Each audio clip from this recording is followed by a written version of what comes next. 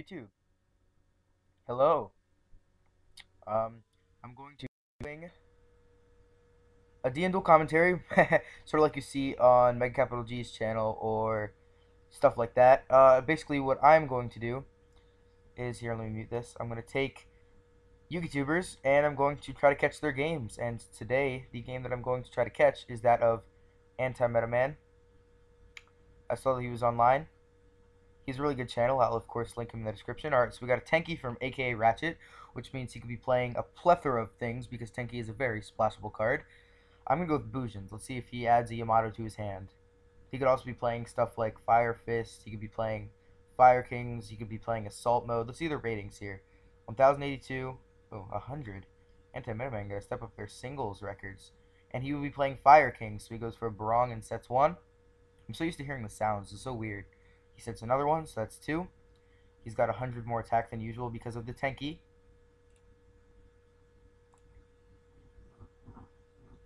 So turn Anti-Meta Man. Anti-Meta Man is, as you can probably tell, an anti-meta YouTuber. He'll do cool deck profiles and duels with his ideas of decks. He's got some really cool decks. My favorite deck of his is by far his Frog Burn deck. It's just great.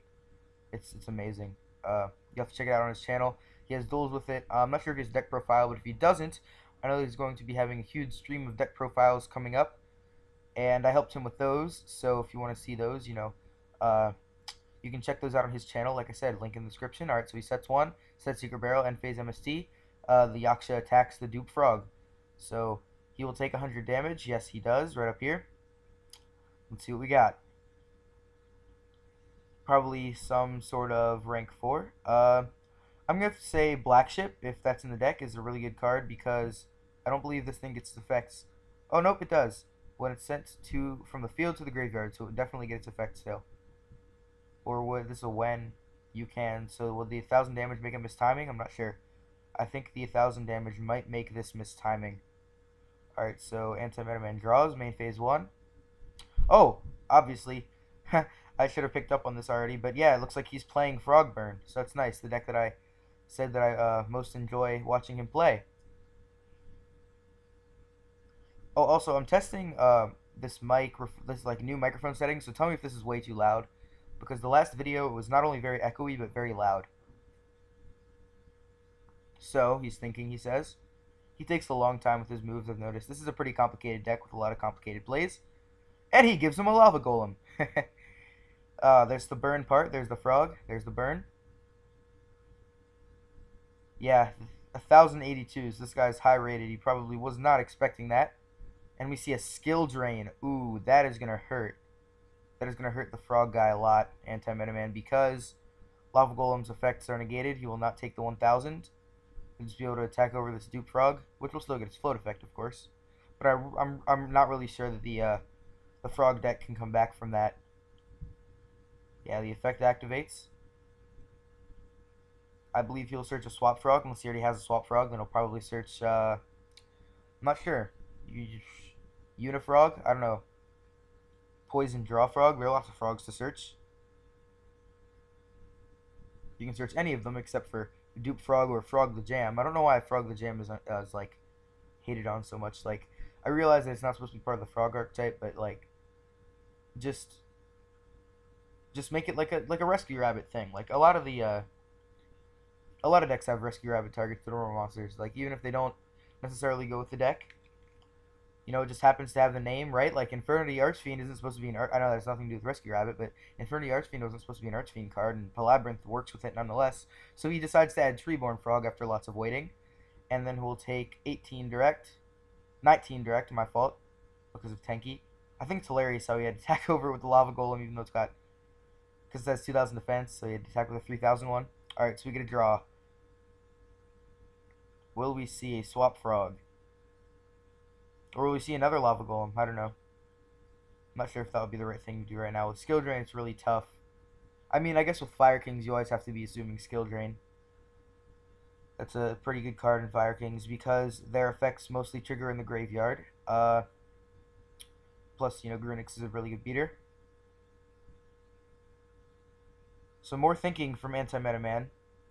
He's got a very complicated deck, and he plays Surface, which will special summon one of the level 3 lower fish sea serpent or aquas in his graveyard.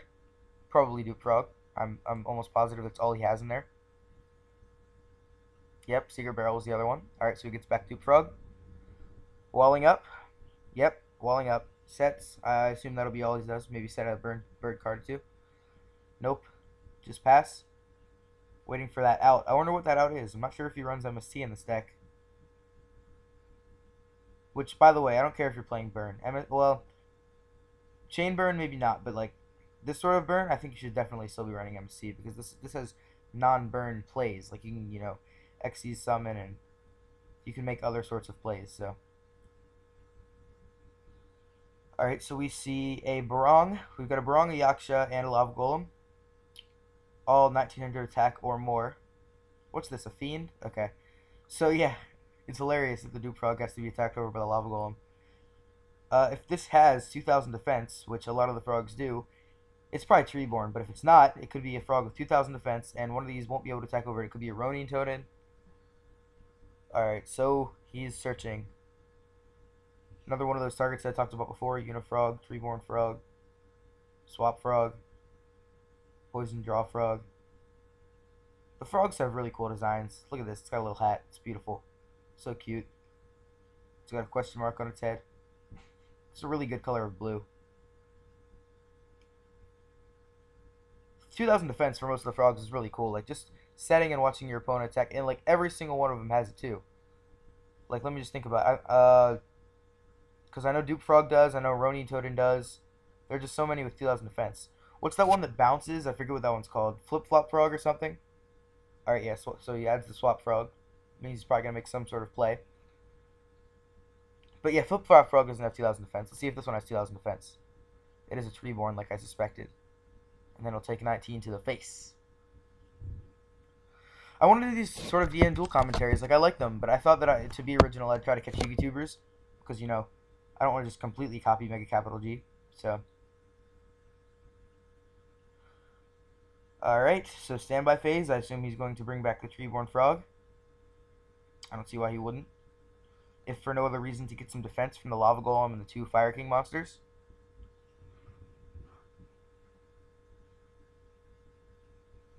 Alright, so he's looking at his extra deck. Let's see what he's going to devise here. Maybe make a Gotchi and just wall up. Gotchi's probably a card that they summon a lot, that he summons a lot in this deck. This is a pretty original deck, Frog Burn. I like it though. Alright, so he sets 1, sets 2, well, 1 monster, 1 back row. And he gets MST'd in the end phase. Oh, okay, well that wasn't doing him anything. It was a complete bluff. So, draw for turn.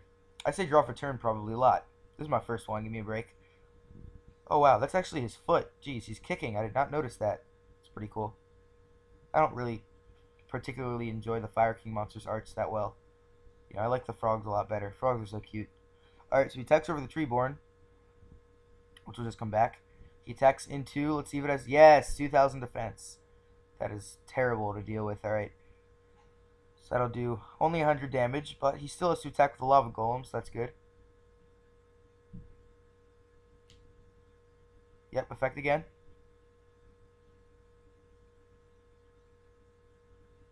Viewing his deck, let's see what he will add. I'm going to say another Swap Frog. Just a guess. The searching with Duke Frog is probably going to be happening a lot during this game. So, yeah, so as for my channel, I have so many video ideas, but I just can't, you know, I'm too lazy to actually follow through with all these video ideas that I have. Like, I totally have an entire list of stuff that I want to talk about for you guys. Like, I have all these discussions and stuff. I just don't know how I want to do it. Like, I don't know how I want to screen record. I don't really want to record, like, I don't like recording, like, vlogging, like, recording my face. I mean, it's cool to record my face every once in a while, but I think the videos are better when I have, like, a visual. So, you know, I have all these discussion topics, alright, so we had Swap Frog. I have all these discussion topics, but I just don't know how to go about doing the videos, you know? So I thought I'd, you know, just start a new series, see how this works out. Alright. So back to Anti-Meta Man. D-Mock up here, we got, is that what, Shooting Star Dragon with motorcycle? Card games on motorcycles. It's Duel Runner, I'm sorry. but you know, still card games with motorcycles. So we bring back Treeborn Frog again. It's a good card. It's a good card in burn too, because they don't really have a back row. They can just use it on their opponent's turn. Will you get a draw from that? I believe he will get a draw from that, right? Activate effective Treeborn Frog, Chain Maxi, draw. Yeah, there, drawing. Yep, there's the draw. Alright. Maxi main deck. Jeez, it's kind of. I don't know. The Infernity is probably going around on Dueling Network a lot. Now that they, you know, won Worlds. Was reading a text. One of the things Mega Capital G hardly ever does is read the chats when he's actually doing these. He ignores it so much, it's hilarious. But I'm not going to rag on him. I love Mega Capital G. His videos are awesome, and he inspired this series. Alright, so he takes over the tree. I've talked about that I was going to do this before. Like, I talked about in other videos that I was going to start doing a series like this. Alright, so he fades that battle.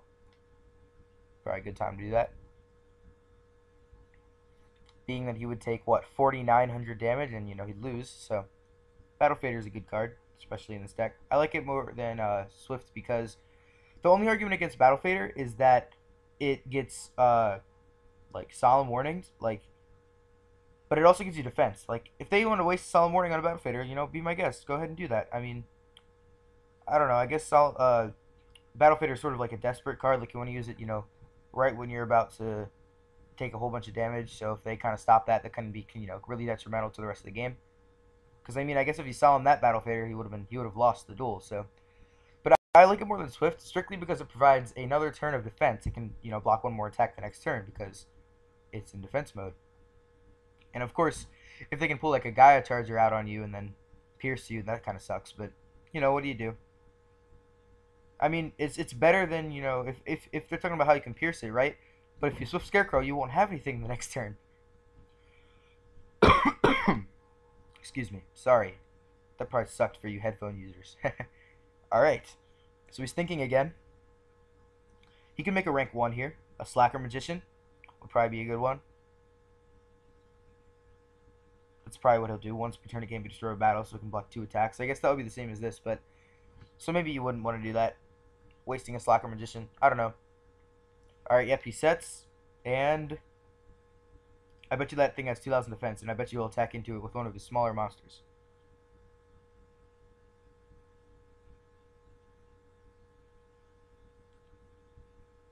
Alright, so he's thinking still. He set one. Will he set a back row? If it's a back row, oh. Why is he thinking? Oh, is it end phase? Alright, let's see what happens. So both of them are thinking. No. Okay, so he just takes his next turn. Discard Blaster and Uranix to pop. Pops the Unifrog. This card can attack your opponent directly. When this card successfully attacks your opponent directly, if you control a frog monster other than Frog the Jam or Unifrog, you can destroy one spell or trap card your opponent controls. Yeah, I guess that would be pretty good. It's level 2. Going to Gachi. Alright, so he attacks over the Battle Fader, it gets banished. Attacks into the Treeborn Frog. Oh, the Unifrog does not have 2,000 defense, by the way, even though I predicted that it would be 1 with 2,000 defense. Looks like Anti-Meta Man is going to be on the losing end of this one, strictly because of skill drain. The Lava Golem was, you know, pretty improperly timed, and that's not Anti-Meta Man's fault, I mean, but, you know, you do always have to assume the skill drain in a Fire King matchup. Standby phase, he controls no spell or traps, so he's going to special summon Treeborn Frog. And let's see if he has a play. It's pretty important that he has a play this turn. If he doesn't have a play this turn, I'm not exactly sure what he can do. You know, he'll just get attacked. Yep, that's probably... I mean, unless he drew into a Battle Fader, which would be nice. Spare him one more turn, spare him one more draw. Maybe he can draw a Dark Hole if he plays it. Skill Drain doesn't help against Dark Hole. Okay, so we see an attack. Nothing. Attack again. Battle Fader. Called it. Totally called it. Ooh, Generation Shift. Oh. Solemn Warning. What? Oh, man. What did I say? That sucks. Does it end the battle phase? I don't think it does. If you Solemn Warning a Battle Fader, I don't think it ends the... Yeah, it's a good game. What was I talking about, guys? Maybe Swift is better. Alright. Well, thanks for watching. Subscribe for more Yu-Gi-Oh videos. Like this video if you enjoyed it. Favorite it if you liked it that much. Subscribe for more Yu-Gi-Oh videos. Share this with your Yu-Gi-Oh friends. And I will see you later, YouTube, with more of these. Comment down below if you like them.